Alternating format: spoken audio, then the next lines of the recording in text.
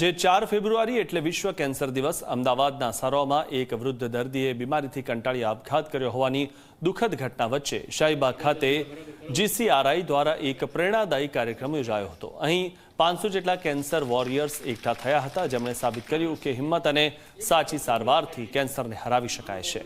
લુણાવાડાના એક શિક્ષક જેઓ 2013થી કેન્સર સામે લડી રહ્યા છે અને હાલ તેઓ પેટે કોલોસ્ટમી બેગ એટલે થેલી સાથે સામાન્ય જીવન જીવે છે। તેમણે અન્ય દર્દીઓને હિંમત આપી, સાથે જ કેન્સર સામે લડવા વકીલાત છોડીને જનજાગૃતિ ફેલાવતા મહિલા વકીલ અને ચોથા સ્ટેજના બ્રેસ્ટ કેન્સરને માત આપનાર મહિલાની કહાનીએ સૌ કોઈને ભાવુક કર્યા હતા।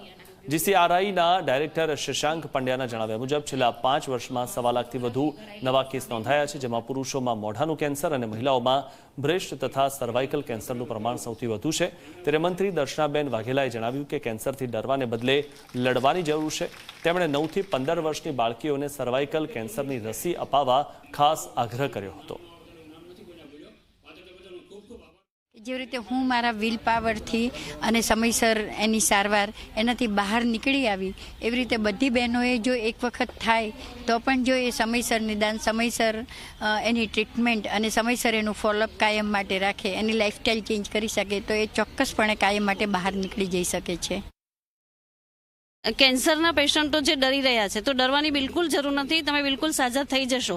પણ હા, તમારે જો વ્યસન હોય ઘરમાં કોઈને પણ અને આજુબાજુમાં તો પ્લીઝ છોડાવવાની કોશિશ કરજો ને જે વ્યસની છે એ લોકોને ખાસ કહું છું કે કારણ કે હું તો કેન્સર હોસ્પિટલની અંદર જાઉં છું ને જોઉં છું કે તમારા ચહેરા કેવા ખરાબ થઈ જાય છે। તો આપ લોકો જો મસાલાના કે કોઈ પણ વ્યસન કરતા હોય, બીડી સિગરેટ, તમાકુ, તો આજે કેન્સર ડેના દિવસે એક કેન્સર પેશન્ટ તરીકે હું આપની સમક્ષ હાથ જોડીને પ્રાર્થના કરું છું કે પ્લીઝ આપ વ્યસન છોડી દો અને કેન્સર મુક્ત થાઓ।